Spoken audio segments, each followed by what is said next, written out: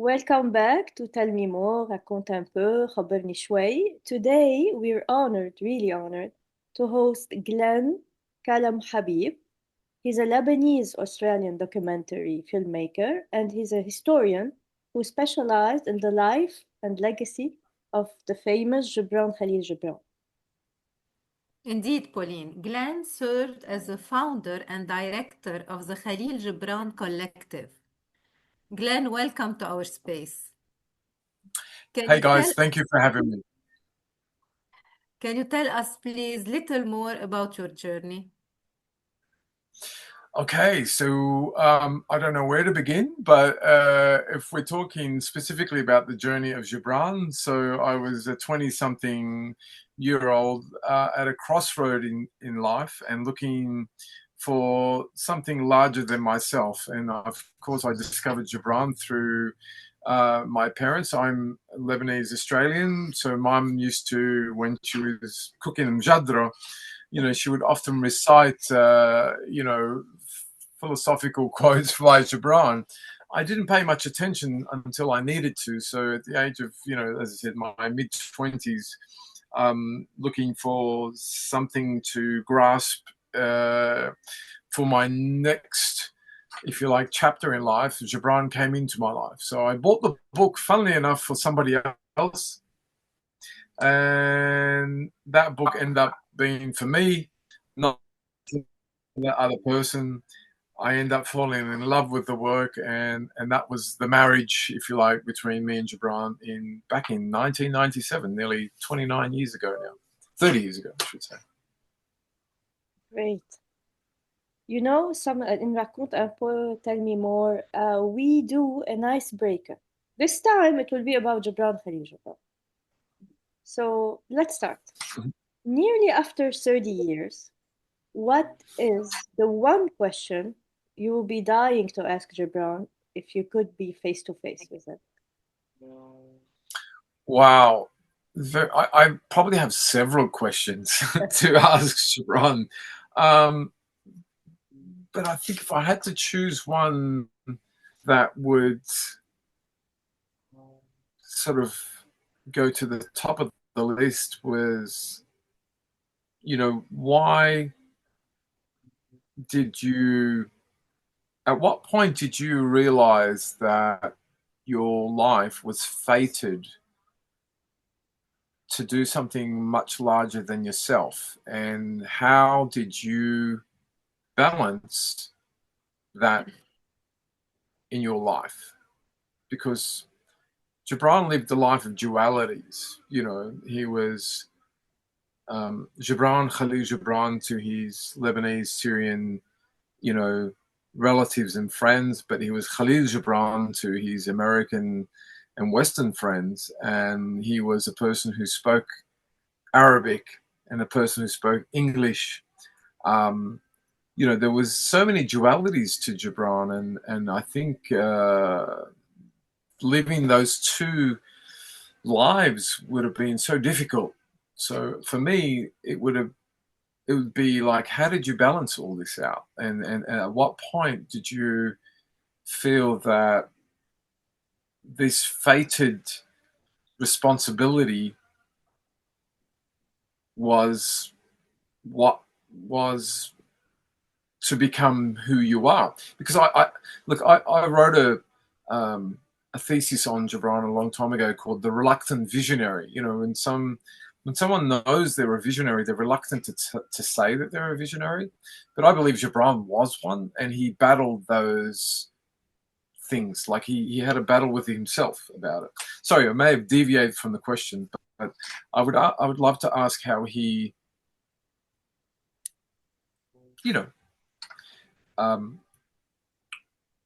balanced those two worlds, because he was well aware of those two worlds. Good. So, Glenn, what's the most surprising thing you've discovered about Gibran and that isn't in the history books that we don't really know about?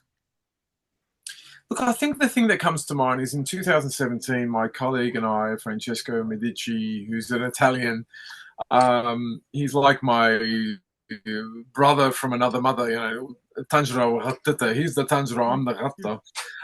So we set out to do the study, which no one else had done before, which was how many translations the Prophet has been translated into. And thinking we'd find 50 or 60, because that's what people were quoting. I was like, the fi 50 fi 60 wahidin, whatever. Anyway, we quickly got to that 50, 60 mark, but then it kept on climbing, 70, 80, 90. I said, oof, maybe we're going to get to 100. We got to 100. Then we got to 108 before we published our finding. But just to sort of give people an idea, because it really needs to, let me go to my cabinet here. I have a lot of goodies and I'll talk to you about it. This is the very first French edition, 1926. There's only a few hundred copies of this book in circulation. Wow. This is the only French edition we counted. Mana, there is over 20 more French translations other than this particular 1926. So we only counted the first one. So that 108, which is now 116, we got a new one today actually, means that we only counted, this is the Dutch, for instance. We've got a few in our collection, right? But we only counted the first editions of every language or country. Hello. So when you put them together, you will find that they probably number somewhere in the 300, 350 mark, because German has a number of editions, Italy, France, the English, of course, the Spanish. So when you count all the different editions, they number a lot more than the ones that we counted. So in answer to your question, I think that was what blew me away, surprised me the most, and it still continues to do so. And I can give you an exclusive. As I said today, I received an email from Africa that said, please update your list because this is a new African language which is not included in your study. So wow. I think we're around 115. What was this language? African. Good question.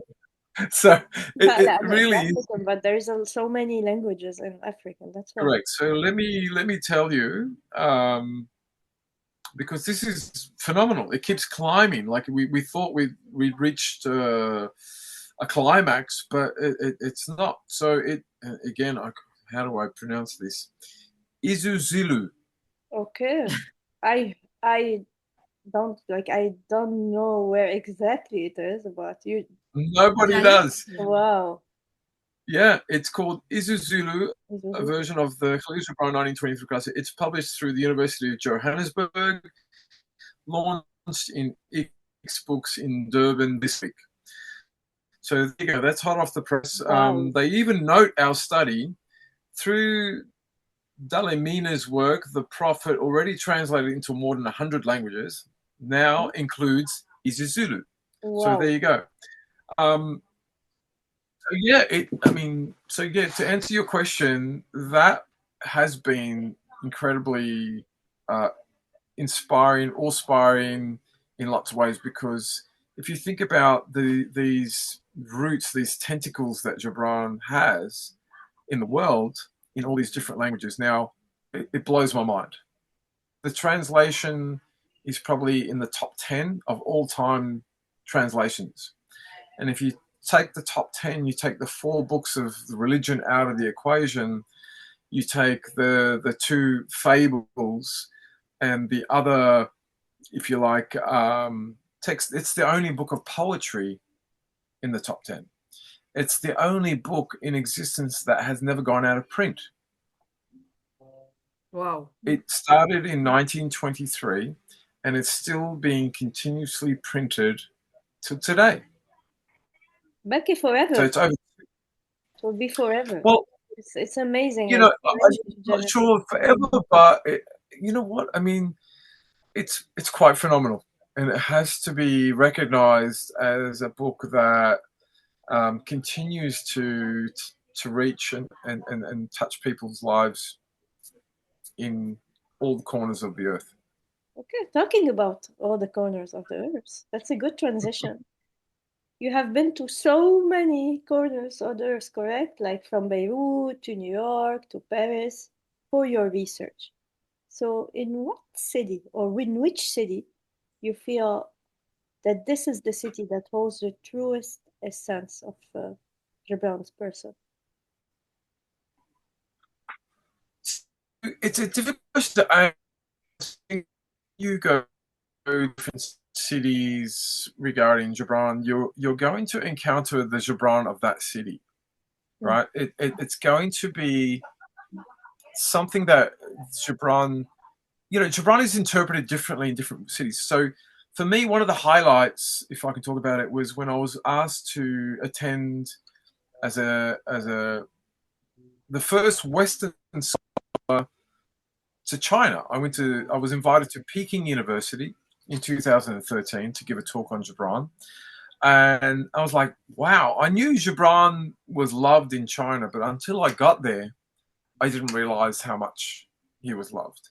So Sorry, imagine sorry, this, sorry. I guys. don't want to interrupt you. I'm so sorry, but I know we have a listener, Miss Nong, that is the Chinese teacher in the school that told me, you know Gibran Khalil Gibran, he's so famous in China. So sorry, just to Wow. Yeah. confirm And, what you're saying. this is a good segue into what I'm just about to tell you, because when I got up to talk about Gibran, it was a 3-day conference on Gibran at the beautiful historical Peking University. I was literally talking to about 250 Arabic-speaking Chinese who spoke better Arabic than me, and proceeded to tell me that Gibran has been part of their life from almost day one. From the very first translation of Gibran's work in China was in the late 1920s, and it was the Madman. It wasn't even the Prophet, right? And translated by some of the most respected, highly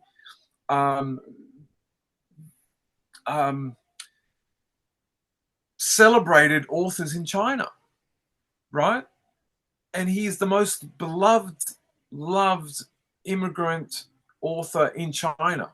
So your Wow. friend is not wrong, because he's huge. And when you talk about China, we're not talking small numbers here. So for over 95 years, the Chinese have adored and loved Gibran. They've published his works, bibliographies, you name it. They are incredibly, into Gibran in such a way. And when I tell people that, they like, what? China? It's like, yeah, China. So, Glenn, at this point, do you feel more like Gibran is an old friend, or you are still his biographer? Oh, look, there is a connection. There is definitely a spiritual connection. There's probably, I don't know. Look, I'm from the Wadi Kadisha. Well, not me. My dad was. So back then, the Wadi Kadisha was like this Dayazriri, and everybody used to know each other. They used to travel. Like, our village is just above Ishaya, Aran Aitu, Ehdin, and then you got Frizrab, Ben, and Blausi, and all these places. So for me, I always think about Gibran walking through the valley, and this is what gave him so much inspiration. So if you think about Gibran, when he painted or he dipped his pen in ink, he had this big bowl, which was the valley, which was the sacred valley. And, Birsom, he used to dip his pen and stuff in Birsom, but he was in love with the mythological story, the ancient history of this beautiful, beautiful geography that he grew up in. And so was I. I had the privilege of living there for 2 years. This is before I knew Gibran, but it just induces so much beautiful imagination in one person. And I think if you look at Gibran's paintings, they're always overlaid with, the mountains, the valleys, the rivers, the trees. These are things he grew up with, and he brought back with him to he brought over to the US with him.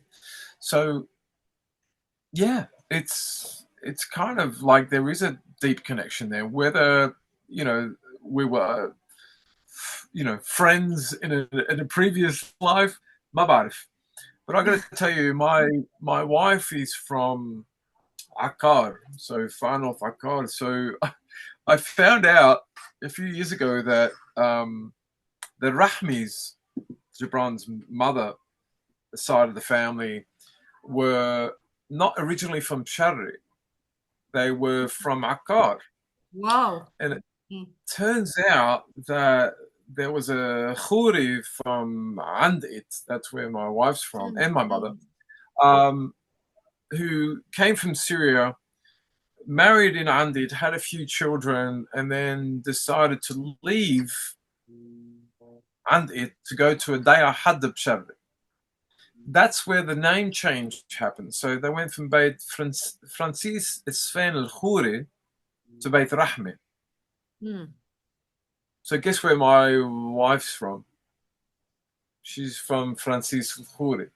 So I don't know. So call it what you will. Maybe there's a connection that way. But it blew me away when I first read about it many, many years ago. But I think Lebanon really, they are Zghiri, really, when you come to think about it. Especially Shmeli, like, I grew up with a mother, you would say, oh, Beit Azzi, where they're from. Oh, Hadi Minhan, they're from this place, they're from Zarte, from Mabar Shul. Like, how do you know this stuff? Because back then, even before my mother's time, it was known. It was a known fact that this family came from here, this family came from here. We have so many beautiful stories about Gibran even knowing this stuff, Someone, Katablu Maktub, he was from Aitul. I don't know if you know Aitul in... Yes. So في Aran Aitul, the natural Lebanese pyramid, if you like. Katablu Maktub, I'm writing to you, I'm from Aitul, this and that. And Gibran wrote back to him and says, I know all about it. I know about the Mamluk who was buried underneath it with all his treasures, and 3 days later his treasures and the body went missing. So Gibran was across all the stories of that area. Sorry, I digress from the question, but anyway, I honestly think that time, that period, that inspiration, that imagination, the beauty, the stories, the mythological stories, I often say that, because I get asked a lot in other interviews, especially in Western media, where did his inspiration come from? I said, look at his backyard. Like, what do you mean? I said, look at his backyard. I mean, let's start with the Epic of Gilgamesh. What's that got to do with it? I said, well, it mentions the cedar forest of Lebanon. You think he's not aware of that? The first recorded story? Gibran was across all this stuff, and not just Lebanon, the whole region. And in a way, he tried to bring this to the Western audience and said, look, let me write about my version of Jesus, for instance. Well, what do you know about it? Well, he came from my backyard. That's what I know about him. Especially when Jesus, Son of Man came out, the book. Like, he got scorned by Chicago paper interviews. He goes, you've kind of, written some interesting things about Jesus, why you do that? He goes, well, I can't come to America and write about Abraham Lincoln the same way you can, but Jesus was from my backyard. I can write about Jesus the way I grew up with Jesus. And I thought that was beautiful. It is. Actually, probably, it's interesting because it shows how much he questioned, like, Gibran questions, like, where he is, who he is, all of this. So he's a kind of a rebel, right? Like a rebellion. So what is the most rebellious or misunderstood thing about his literary career that people often overlook? Well, I think, I agree with you. He was a rebel, and this rebel spirit was trying to wake people up from, what was very evident to him, that the Middle East, as they called it in the West, was changing. He wanted to wake people up and say, don't separate. you're better as a unified force. You're better as a group of people who have such proud roots, Semitic roots, um, language, culture, food, you name it, all this sort of stuff. So, in a way, the rebelliousness of Gibran, I think, was taken out of context because he wanted us to stick together, but he realized that certain entities, like his own church, the Maronite Church, had aspirations to align with European, countries for their own benefit and to line their own pockets. And that's why he wrote things like Spirits Rebellious, and a number of other books that come to mind at the moment. But, but secretly, some of the priests were agreeing with him. Like they would say, like, yeah, we agree. But it was this period of time which I speak about a lot because he saw what was coming. Keep in mind, Gibran was interacting with some of the most influential, powerful people of the world of his time. I speak about his relationship with the Roosevelts, right? So he was friends with Eleanor and her sister. He was privileged to a lot of information that was affecting his homeland. So this rebellious spirit came from the fact that he said that, hey, this is not going to happen the way you think it's going to happen. They're using you. So be careful. Tread lightly. Don't be so forward in accepting their demands, their contracts and whatnot. And I'm not sure if that answers the question, but I mean, yeah, the rebellious spirit in Gibran was like, don't sign a contract before really kind of ruminating about what that contract really means. And that rebellious spirit also said a lot of things about religion. There's a really great quote which is in Sand and Foam, actually. And it says, every 100 years, Jesus of the Christians and Jesus of Nazareth meet in the hills of Lebanon and they converse for hours. But each time they walk away, and then Jesus of Nazareth turns around and says, Ya khayyi, ana wiyak mahalan nantafit. We're not going to agree. For me, this symbolizes Gibran's rebellious spirit. And I mean that the Nazarene and the Jesus that we've come to know in the Christian world today are so different. Where's that point of mediation, like between the two? And then we were seeing it play out today in what's happening in the world. Look at it. I mean, when I see people quoting stuff, for their own benefit, like, really? Is this what Jesus would think? But, it's the same for the other side. He would also illustrate, these sorts of things with our Muslim brothers or our, other faiths, Judaism, for instance. He delved into a lot of stuff from the even pre-Abrahamic religions like Zoroastrian, because it's all one in a lot of ways. There's this uniformity of language, what my mentor would call the verities of life, the eternal truths that you cannot chop up, you cannot, break away. And these are what these books of faith are trying to tell. So Gibran kind of re-scrambled it, rehashed it into this book, or several books really, with the same message, but without the practices, without the dogma, if you like, of like, you have to irka here, whatever. He said, look, go within, you get answers just as much as you. But still, if you want to go to the church, you want to go to the mosque, to the synagogue, go. But I'm telling you, you can also do it yourself by going inwards. Speaking of books, The Prophet or The Madman? For you, which book represents Gibran more? So mine is, I've always said this, Sand and Foam. It's neither of those books. So I'll tell you why Sand and Foam. So Sand and Foam was the book that was published after The Prophet, okay, in 1926.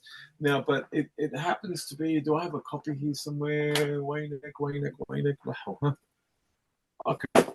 So this is a book which is the English translation of it. It's called Spiritual Sayings of Kahlil Gibran. Okay. So in Arabic, it was called sayings. يعني ما بعرف كيف بيفسروه. But what happened when he had what he it's had an called in Arabic? Sayings. What it's called? I'm not sure in Arabic. Spiritual sayings. sayings يعني يقال أو مقالات أو ما بعرف. Spiritual sayings. اوكي ايه اقوال يعني So هيك اقوال ايه Akwal, yeah, I look. You know what? أقوال. You're better. You're better than me at that. So in essence, Gibran was a scribbler. يعني كان يرسم اشياء يعني بيكون he was smoking a cigarette in a cafe or whatever بيجي له ورقه مثل هيدي مثل napkin مثل كلينكس وبيركب علي يرسم علي. So he would often write sayings whenever he got inspiration. So his assistant Barbara Young اجت مرة قالت له, look, you have all these beautiful sayings, let me translate them for you. So she translated them. He dictated, she translated, and then she put them in a book and said, like a manuscript, and says, these are here. I present this book to you because Anna Holder. Did I say all these? He goes, yeah, because you just dictated them to me. Because wow, so that book became Sand and Foam. But how I look at Sand and Foam is the offcuts. When you do montage, you take 2 hours of video, you only use 15 minutes, but there's still an hour and 45 minutes of footage. This is the offcuts that didn't make, The Prophet, The Forerunner, The Madman, or any other book, because it's the only book that Gibran wrote that doesn't have a narrative. Mando character. Yani Al-Mustafa is the prophet. The Madman has a character as well as, Jesus, Son of Man, of course. But when you read Sand and Foam, you can go from talking about UFOs to talking about, as I said, Jesus in the mountains of Lebanon.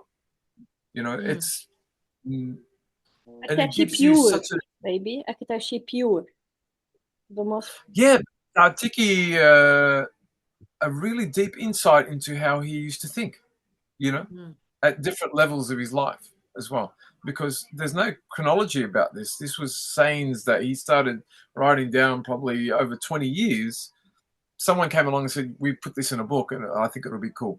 So that's my favorite book because you get a true essence of who Gibran was at different parts of his life as well. And it is translated, of course. Sorry, say that again? It is translated like into French, into... It was written in English, yeah. So originally there was some spiritual sayings in Arabic. Mhm. And I'm sorry I don't know the name of it, but some were written in English. So some of these made it into Sand and Foam. So they're normally what they call aphorisms. So some of them are just 1 or 2 lines. Okay. Nice. Like quotation, So- like quotes, Aphorisms, yeah, they're Yes, called aphorisms in English. So, I'll give you an example. Let me just read one off the cuff here. God has placed in each soul an apostle to lead us upon the illuminated path, yet many seek life from without, unaware that it is within them. Mm-hmm. Okay? So these are what they call, aphorisms. Exhaustion dooms every nation and every people. It is drowsy, agony, death in a sort of slumber. So again, this is an early, not all of the sayings made it into Sand and Foam, but I love it because, as I said, it gives you such a big scope of how Gibran used to think. Nice. So, Pauline, let's go personal. What do you think? Yeah, let's go personal. Sure. So you're a filmmaker and producer. What was the specific moment you realized that the research wasn't enough and you needed to tell the stories visually? See, this is an interesting question, and I think as as a documentary filmmaker, you are research is your thing. You'll ask any documentary filmmaker, and they will tell you that research never stops. It never ever stops, and it is such a challenge, to kind of say, when's enough enough? Like for me, when I started my, you know, um, filmmaking journey, I wanted to do a documentary about Gibran because many people still even today are speaking about doing a feature film, but I wanted to do a documentary. So when I started to research Gibran and travel to all these countries, I got addicted to the research. So it was like I kept on finding new things to research, and Bruja, New York, and it's like there was this film about Gibran done in 1930s. Oh, where we go there? Like you get addicted to the research, and then that's what happened to me. Really, I put the documentary Ajaneb, I put it aside, and I said, "Khalas, I want to do more scholarly work to Gibran because there's so much that is not told in the biography or not told as part of this larger story for Gibran." And kudos to the biographers who are all friends of mine, but you can never cover everything. As I said, we did the translations, we did so many other things. We uncovered that the FBI raided, for instance, Gibran's apartment during his visits back to his sister in Boston. When he wrote The Prophet, he didn't write it in New York specifically. He wrote it at the Garland Farms on the beach, away from the big city. I mean, and so on and so forth. So through my website, we've been able to publish all these new findings about Gibran. So for me, the film, sorry, I digress again.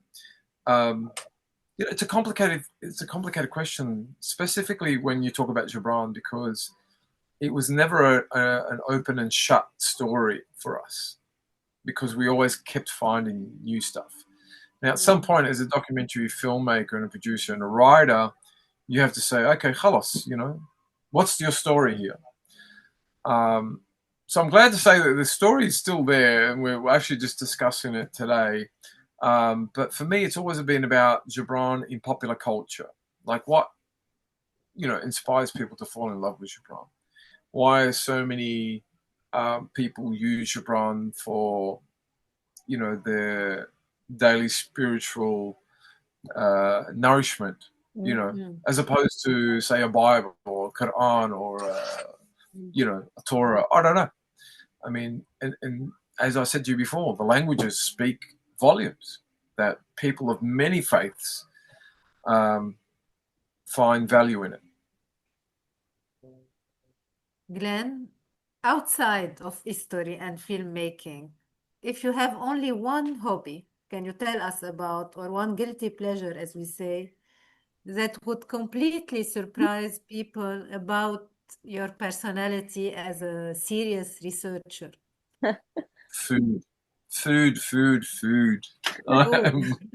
Oh my God. And not just any ikil, like I'm in love with the, All kind of food or Lebanese well, food? yeah, because, look, at the end of the day, ايش عنا نحن عنا, عنا اكل وشرب, at the end of the day, it's a guilty pleasure. But, I've always say, and I say it to my kids, what you put in comes out, so please don't eat shit. Sorry. Because shit will come out, so, be mindful of this. And Gibran was, sorry to give it back, Again. but not that we know that Gibran was a great eater, but he was an advocate for, I always call him the first eco poet. كان يعتبر الطبيعة شيء كبير and something not to ignore or to mess with. So for us, when I grow up, I used to hear stories from my father and my mother about, كيف كان يعاملوا الأرض. الأرض كل شيء. The Arad was like the provider, but it was also medicinal. If you have a sickness, well, take this, eat this, dahir lady or whatever. We are coming So, back to this, no? Little. well, This not trend everybody. is coming, but Not yes, everybody it's and not not everywhere. yes, but I mean, this trend is again, we see that it's coming back. I believe Sure. because they were very far from it or very, I don't know, they change a lot in the nature. Now they are coming back to understand the profit, the benefits, and as you said, the earth is the provider of Yeah, but it's everything. also هلا جبران كان يقول he's in the Mother Earth bears Mother all, Earth. like Earth. So when you mess with it, it's no longer providing all the nutrients and the benefits that mothers can give. Like مثلا if you overspray or you do something to the soil, the plant doesn't produce the nutrients that you Of course. probably need. هلا بيقولوا ما تاكلي عسل from a different country. Always try to eat local. Like honey, for instance, example. ليش؟ because هيدي النحلة عم تاكل من شجرة انت عم تاخدي نفس منها. So وقت بتاكل النحلة العسل وبترجع بتاكلي العسل من النحلة, you're benefiting from your environment. So this is what they call so it's not just organic, it's so I'm in love with this whole kind of ecosphere of why we should be more mindful about what we're eating. And if it takes you longer to cook something because you have to do it the right way or get the right ingredients, Do you cook? look, I make good You sandwiches. eat and you cook, or you eat only? بيعمل good sandwiches. He cooks sandwich. I didn't hear him. Okay. Better than me. Or he maybe cook very well the eggs. بيسلقوا منيح كمان, maybe. هلا لايكي انا for me, my kids always tell me, Dad, you're the sandwich king, Mum's the cook. So هلا مرتي couldn't cook when I first met her, but I love food history, for instance, right? So تخيلي التبولي, right? So you realize that tomato only reached our shores only a few hundred years ago, مظبوط? Do you know that? That tabbouleh. بندورة Yes. اجت من كولومبيا من شي 400 سنة بس. لا ما كنا عارفين. اوكي هلا تخيلي كل طبخة مع بندورة هلا تاكليها بلا بندورة. Because it only arrived 400 years ago or 500 years ago. I don't know the exact date. So the tabbouleh, which is more tomato based, is a mafia mtabli or something like that, or tashesh or something like that. But the point is that food evolved with also, importation of different foods as well. So for us as a consumer, I like the history of how we came to do our food.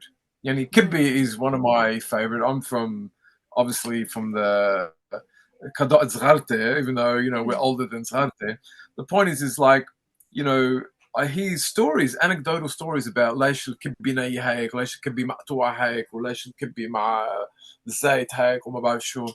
I mean, these are beautiful stories, but they are made with love. They are made with care. There's such great, history. Again, the historian in me comes out and says, I don't know if you know, but I'm actually working on a project at the moment called the Jiren Project. جرن. جرن. So من زمان هلا استراليا, I don't know if you know, نحن صرنا هون من 1854. Yes. لبناني وصلوا على استراليا. We are one of the oldest. ولا قبل؟ 1800. 1854. مش كتير زمان. For our English Eight- audience or listener, it's AD 54. 1854. Yes, That's even before America. Mm. okay.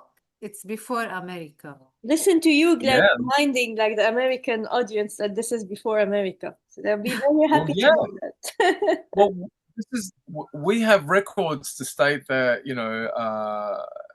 the first Lebanese to arrive in Australia, in Adelaide, not even in Sydney or Melbourne, was Okay. 1854.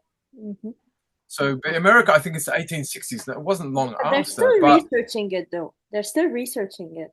احنا عنا على كل where? حال بأمريكا they're still Yeah, researching إذا مش قبل. So Okay. sure. So, but I mean, that's Haley. If you came to Australia back then, there was only a few thousand people, but in America, at least they had a lot more of a population. Hello, can you that's true. They used to lie to them.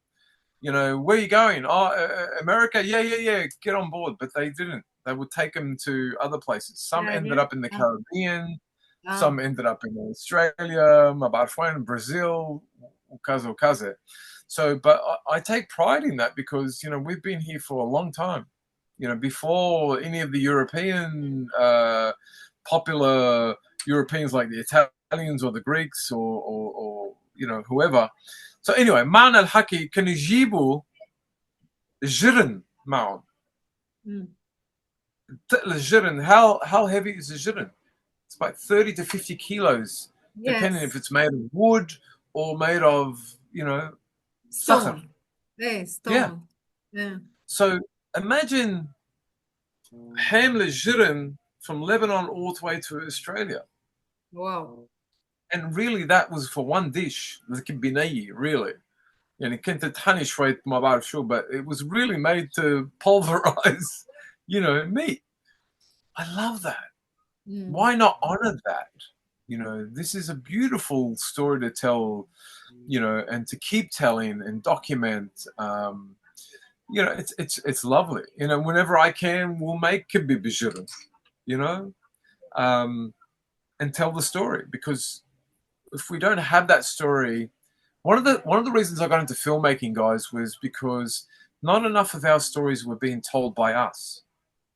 They were being told by other people, and they have no idea. And this is why it's important to do these things here, to document our history. I have another project which I probably didn't mention to you. It's called Lebanon Without Borders, right? And Nice. we're starting to work on it now as a film project where we interview even the simplest of stories, where people came to Australia or other places and the struggles they endured, because again, no one's done that for us in the past. And I think they're important to document. They're very important to document. A story that comes to mind was a brother and sister, Whistler ala Sydney, in 1914, Beit Bulus, من فرزغاب. ما عندهم غير عنوان. They only had an address of where their brother lived. He already made the journey out. So they couldn't speak Arabic. They couldn't speak English. So they, on a piece of paper, they would say, we want to go here. We want to go here. And then the Australians would go, yeah, you know what? That railway, follow it. Ruach HaShmer, keep going north and you'll get there. Day 2, 1 week, 2-week pass. And they kept telling them, yeah, keep going that way, keep going there. 2 weeks, 3 weeks into their walking, they ended up in, if I was going to put it as it was like 1,500 kilometer from Sydney in 1914. Imagine, like, we don't have a phone, you don't have GPS, you don't have language, but you've come to this country looking for your brother who lives 1,500 meter kilometers away from you because they dropped you off at the wrong port. Wow. I love that. Sorry. This is Anyway, amazing. we've gone on You to... know what? This is amazing, and we're very happy too, because Dr. Khatir, Akram Khatir, who's like behind the Lebanese Khairallah Center, who does so many research about the immigration, will be with us like soon. Oh, wonderful. Yeah, say hello. He knows me. Yeah, I assume Well, that I hope he still assume knows that me, we but do. you know, we've met previously. They're doing amazing work. Perfect. I think we will say maybe thank you so much for the listeners and thank Really, you Glenn, so thank you so much for much. Glenn and Jed. Really, it was amazing to listen to you. We traveled,